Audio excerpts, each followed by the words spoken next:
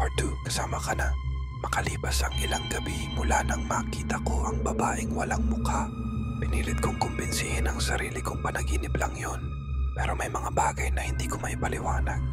Sa tuwing titingin ako sa salamin ng aparador, parang may ibang anino bukod sa akin. Minsan may biglang lamig sa kwarto kahit mainit. At isang beses, pagkising ko, may itim na uling sa ilalim ng mga paa ko. Parang naglakad ako sa nasunog na sahig. Isang araw, habang wala si mama at ako lang ang nasa bahay, napagpasyahan kong balikan ang lumang kahon ng mga litrato. Kailangan kong malaman ang totoo. Pagtingin ko, napansin kong may isang bagong litrato na dati namang wala. Hawak ko ito, nanginginig ang mga daliri ko. Ako yon, nakatayo sa sala. Suot ko pa ang parehong damit na suot ko ngayon. Sa likod ko may babaeng nakaputi, walang muka. Bumukas ang ilaw sa sala. Napalingon ako, walang tao.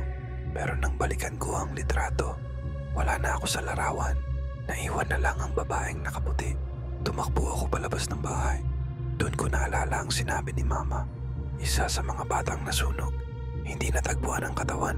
Nagtanong ako sa kapitbahay. Isang matandang babae ang lumapit sa akin. Sabi niya, yung batang nawawala may kakambal. Buhay ang isa, pero napunta sa ibang pamilya. Nilayo siya para hindi siya mahila pabalik. Anong ibig niyong sabihin? Tanong ko. Tumingin siya sa akin. Ikaw yon, Ija. Pagbalik ko sa bahay, naroon na si mama. Pinagtapat ko sa kanya ang lahat. Hindi siya sumagot agad, pero kitang-kita sa mukha niya ang lungkot. Bata ka pa lang, inampun ka ng tiyahin ko. Kambal ka ng batang nawala sa sunog.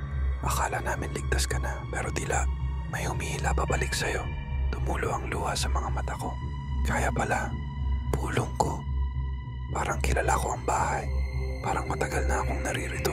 Kinagabihan itinago na namin ang kahon. Binaklas ang aparador. Sinubukan ni mama na ipabless ang buong bahay. Pero bago pa man kami makalipat, nangyari ito.